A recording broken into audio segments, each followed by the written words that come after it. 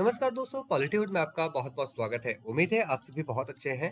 अगर आप उत्तर प्रदेश शिक्षा सेवा चयन आयोग के अंतर्गत सन 2022 में जो असिस्टेंट प्रोफेसर के लिए भर्ती आई थी, अगर आप उसके लिए फॉर्म अप्लाई किए थे तो आपके एग्जाम की डेट आ चुकी है और ये 16 और 17 फरवरी को एग्जाम होने वाला है 2025।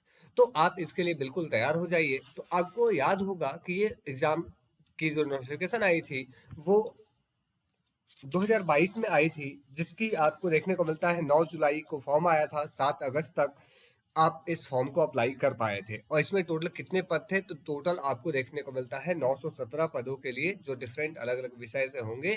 उसके लिए आपको ये विज्ञापन देखने को मिला था और आपने इसके लिए फॉर्म अप्लाई किया होगा। तो अगर आप पॉलिटिकल साइंस एग्जाम देने वाले हैं तो ये वीडियो में हम डिस्कस करने वाले हैं कि आपके एग्जाम के पैटर्न क्या होगी, और साथ ही में खास तौर पे पॉलिटिकल साइंस में आपकी सिलेबस यानी कि राजनीति विज्ञान में आपकी सिलेबस क्या होने वाली है, और पेपर जीएस में क्या पूछा जाएगा, आपका पेपर 2 यानी कि जो आपका पॉलिटिकल साइंस है उसमें क्या पूछा जाएगा। चलिए एक एक करके सबको डिस्कस करते हैं। तो सबसे पहले हम लोग बात करते हैं एग्जाम पैटर्न की। तो सबसे पहले आपके इस एग्जाम में जो टोटल आपसे सवाल पूछे जाएंगे वो होंगे 30+70, यानी कि टोटल 30+70 मिलके आपसे टोटल 100 सवाल पूछे जाएंगे। इसमें 30 सवाल जो होंगे वो आपके जीएस से होंगे, जनरल नॉलेज आप बोल सकते हैं, जनरल साइंस बोल सकते हैं। इसके साथ साथ जो 70 सवाल आपसे पूछे जाएंगे वो आपके सब्जेक्ट स्पेसिफिक, यानी कि मैं पॉलिटिकल साइंस की बात कर रहा हूं तो पॉलिटिकल साइंस से आपसे राजनीति विज्ञान से आपको 70 सवाल पूछे जाएंगे। तो टोटल आपके हो गए 100 सवाल। दूसरी बात कि इसमें आपको हर सवाल के लिए आपको 2 अंक मिलते हैं, 2 मार्क्स, यानी कि टोटल आपको 100 × 2 यानी कि 200 नंबर का एग्जाम होगा आपका। इसके साथ साथ सबसे इंपॉर्टेंट बात कि इस एग्जाम में आपको कोई भी नेगेटिव मार्क्स देखने को नहीं मिलेगा। मतलब नो नेगेटिव मार्क, नकारात्मक अंक आपको नहीं देखने को मिलेंगे यहाँ पे। इसके बाद अगर हम बात करें सिलेबस की तो चलिए हम डिस्कस करते हैं इसकी सिलेबस क्या होने वाली है। तो सबसे पहले हम लोग बात कर लेते हैं जनरल नॉलेज पेपर की। आप देख पा रहे होंगे उत्तर प्रदेश उच्चतर सेवा आयोग प्रयागराज सामान्य ज्ञान का जो सिलेबस है वो सबसे पहला यूनिट आपको देखने को मिलता है वो है इकाई 1 समसामयिक मुद्दे यानी कि करंट अफेयर। यहाँ से आपसे करंट अफेयर पूछे जाते हैं, जैसे इंपॉर्टेंट व्यक्तित्व हो गए, खेल समाचार हो गया, विज्ञान के क्षेत्र में अंतर्राष्ट्रीय राष्ट्रीय मुद्दे। इसके बाद जो आता है वो है टीचिंग एप्टीट्यूड। तो आपको पता है कि अगर आप टीचिंग और रिसर्च एप्टीट्यूड चूंकि यूजीसी नेट के प्रिपरेशन में भी आप करते हैं पढ़ते हैं, तो यहाँ पे भी आपको ये सवाल आते हैं। यहाँ से लगभग 3-4 सवाल आपके पूछे जा सकते हैं। इसके बाद यहाँ पे पूछे जाते हैं आईसीटी से question, information and communication technology से। इसके बाद ह्यूमन एंड एनवायरनमेंट से क्वेश्चन, मानव और पर्यावरण से। आप अपने स्क्रीन पे पूरे डिटेल में देख पा रहे होंगे। इसके साथ साथ इतिहास भूगोल यानी कि हिस्ट्री एंड ज्योग्राफी, यहाँ से क्वेश्चन आते हैं। जो भारतीय राष्ट्रीय आंदोलन हुए हैं, भारत के सामान्य भूगोल, उत्पत्ति, शॉर्ट मंडल, इससे रिलेटेड। इसके बाद इंडियन पॉलिटी से यहाँ से लगभग आपके 4 से 5 सवाल आते हैं। इंडियन पॉलिटी यानी कि जो हमारा भारतीय संविधान है, और अर्थव्यवस्था यानी कि इंडियन इकोनॉमी है। तो ये आप देख रहे हैं, हिंदी में हमने आपको दिखाया था, अभी आप इंग्लिश में देख सकते हैं। अब चलिए हम लोग सीधे पॉलिटिकल साइंस के सिलेबस की बात करते हैं, जो आपके लिए बहुत इंपॉर्टेंट है। आपको ये बात ध्यान रखना चाहिए कि जनरल नॉलेज से 30 क्वेश्चन पूछे जाएंगे, यानी कि इंटू 2 टोटल 60 मार्क्स के क्वेश्चन यहाँ से पूछे जाने वाले हैं। इसके साथ साथ ये जो है आपका पॉलिटिकल साइंस, यहाँ पे पूछा जाएगा आपसे, यहाँ पे आपसे पूछा जाएगा टोटल 70 × 2 यानी कि 140 मार्क्स। यहाँ पे आपसे 140 मार्क्स का यहाँ से पूछा जाने वाला है। तो चलिए एक एक करके बात कर लेते हैं। सबसे पहले आपका है पॉलिटिकल थ्योरी। पॉलिटिकल थ्योरी में देख सकते हैं concept and issue, democracy, liberty, equality, justice. खासतौर पे आप देखेंगे तो जो आपका यूजीसी नेट का सिलेबस है लगभग यहाँ पे सिमिलर मिलेगी, उससे थोड़ा सा आपको कम मिलेगा। पॉलिटिकल थिंकर में बात करें तो इंडियन थिंकर में मनु हो गया, कौटिल्य हो गया, शांति पर्वा हो गया, इंडियन रेनेसां हो गया, या इसके साथ साथ Plato, Aristotle, Machiavelli, Hobbes, Locke, Rousseau. Western में फिर आपको देखने को मिलता है Bentham, Mill, Hegel, Marx, Green, Mao. Contemporary political thought में ग्रामसी, अल्थुसर, हना अरंट। इसके बाद देखने को मिलता है रॉल्स, नॉजिक। इसके बाद देखने को मिलता है तिलक, नारायण, गांधी, अंबेडकर। तो ये इंडियन थिंकर में आपको देखने को मिलता है। कुल मिलाकर देखा जाए तो मनु, कौटिल्य, शांति पर्व, इंडियन रेनेसा, और साथ में तिलक, जयप्रकाश नारायण, गांधी, अंबेडकर, ये आपके इंडियन पॉलिटिकल थॉट से क्वेश्चन पूछे जाने वाले हैं।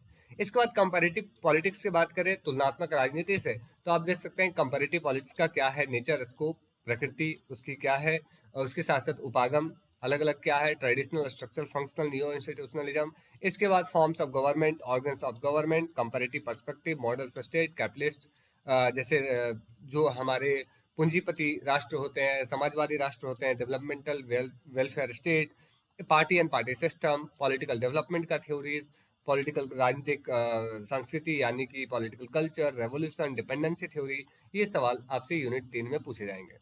यूनिट 4 की मैं बात करूं तो पॉलिटिकल इंस्टीट्यूशन इन इंडिया, इसमें आप देख सकते हैं ideological base of Indian constitution, वो पूरे जो इंडियन कॉन्स्टिट्यूशन है आप इसको पढ़ेंगे। Political process in India, Panchayati Raj, federalism, political parties, pressure group, electoral behaviour, election commission. इसके बाद demand of new state, identity politics, जो आप यूजीसी नेट में करते हैं लगभग वो सिमिलर है। थ्योरीज ऑफ पब्लिक एडमिनिस्ट्रेशन में देखेंगे, यहाँ पे भी आपको देखने को मिलेगा scientific management theory, theory of bureaucracy, ecological theory, administration, new public administration, new public management, classical theory, Fayol, Urwick, Follett, nature and scope, ये सारी चीजें आप यूजीसी नेट में भी पढ़ते हैं और यहाँ पे भी आपको देखने को मिल रहा है। फिर एक यहाँ पे अलग है public administration in India, Bharat में लोक प्रशासन, जिसमें देखने को मिलेगा NITI Aayog, planning commission, personal administration जो है, पब्लिक सर्विस कमीशन, उसकी प्रमोशन, यूपीएससी रूल, यूपीएससी का रूल क्या होता है, रिक्रूटमेंट प्रोसेस क्या होता है, ब्यूरोक्रेसी के कैरेक्टरिस्टिक्स मतलब उनकी अपनी क्या फीचर्स होते हैं। इसके बाद क्या रिलेशन होता है मिनिस्टर का सिविल सर्वेंट्स के साथ, committed bureaucracy, financial administration, budget, auditing, finance, ये सारी चीज़ों से आपसे सवाल पूछे जा सकते हैं।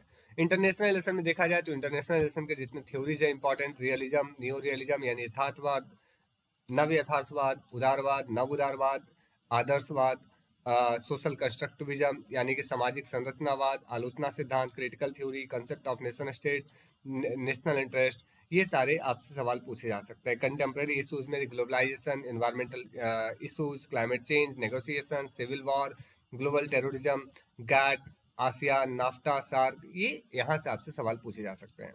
यूनिट 9 में देखा जाए तो फॉरेन पॉलिसी, ये आपको पता है, ये हम यूजी सेनेट में भी आपको पढ़ाते हैं, यूजी सेनेट में भी आप इसे पढ़ते हैं। Public policy in India, public policies देख सकते हैं, गुड गवर्नेंस है। इसके बाद आपको देखने को मिलता है ग्रेवेंस रिड्रेसल इंस्टीट्यूशन है, जैसे कि ओम्बड्समैन है, लोकपाल है, लोकायुक्ता है। उसके बाद देखने को मिलता है सिटीजन चार्टर। इसके बाद आपको देखने को मिल रहा है यहाँ पे जैसे डिफरेंट योजना है सरकार की, MNREGA, national rural health mission, Ayushman Bharat योजना, उज्ज्वला योजना, e governance programme, digital India programme, ये सारी चीज़ों से आपसे सवाल पूछा जा सकता है। तो इस प्रकार हमने देखा कि आपके political science UP assistant professor में टोटल आपसे 100 सवाल पूछे जाएंगे, जिसमें से आपके लिए कोई नेगेटिव मार्किंग नहीं होगा। और आप से अगर बोला जाए तो इंटू 2 यानी कि 200 नंबर का एग्जाम होगा। हमने पेपर 1 का सिलेबस, जीएस का सिलेबस और आपके पॉलिटिकल साइंस का सिलेबस, ये सारी चीजें हमने डिस्कस कर दी। अब देखते हैं इंटरव्यू। इंटरव्यू जो आपका होगा यहाँ पे वो होगा 30 मार्क्स का। जो इंटरव्यू होता है वो आपसे 30 मार्क्स का इंटरव्यू होगा, यानी कि टोटल जो आपका सिलेक्शन का बेस होगा वो 200 मार्क्स प्लस 30 मार्क्स, यानी कि 230 नंबर पे आपका ओवरऑल सिलेक्शन होगा। अगर हम कट ऑफ की बात करें तो मेरी कुछ लोगों से बात हुई और ऐसा पता चला कि लास्ट बार जो कट ऑफ गया था वो जनरल कैटेगरी के लिए जो इंटरव्यू के लिए कॉल आया था वो 70 क्वेश्चन पे आया था। इंटरव्यू के लिए कॉल जो आया था वो 70 क्वेश्चन पे आया था। और जो फाइनल सिलेक्शन आपको देखने को मिलता है वो लगभग आप बोल सकते हैं 84 क्वेश्चन पे, और इंटरव्यू में जिनका हाईएस्ट मिला था वो 27 के अप्रॉक्स में, 30 में से 27। तो आपको देखने को मिलता है कि हालांकि देखा जाए तो इसकी कट ऑफ थोड़ी सी हाई आपको यहाँ पे नजर आ रही है, बट अगेन अगर आप डेडिकेट करके प्रिपेयर करते हैं तो ये जो प्रिपरेशन मतलब आपका सिलेक्शन जर्नी जो होगा वो बहुत ज़्यादा टफ नहीं होने वाला है। बस ये है कि जो आपका 30 जीएस का जो पोर्शन है आप उसे स्ट्रॉन्ग कर लें, आप उसके लिए जितना ज़्यादा हो सके अच्छे से पढ़ लें। तो उम्मीद है ये छोटी सी वीडियो बट हेल्पफुल वीडियो आपके लिए काफ़ी हेल्प हुआ होगा इससे। और अगर आपकी कोई क्वेरीज है तो आप कमेंट सेक्शन में हमसे बात कर सकते हैं, पूछ सकते हैं। Thank you so much. आप वीडियो को लाइक करना ना भूलें, अपने दोस्तों के साथ जरूर शेयर करें और चैनल को जरूर सब्सक्राइब करें ताकि आने वाले अपडेट को हम आप तक जल्दी से जल्दी पहुंचाएं। Thank you so much everyone, keep learning, keep smiling, stay blessed.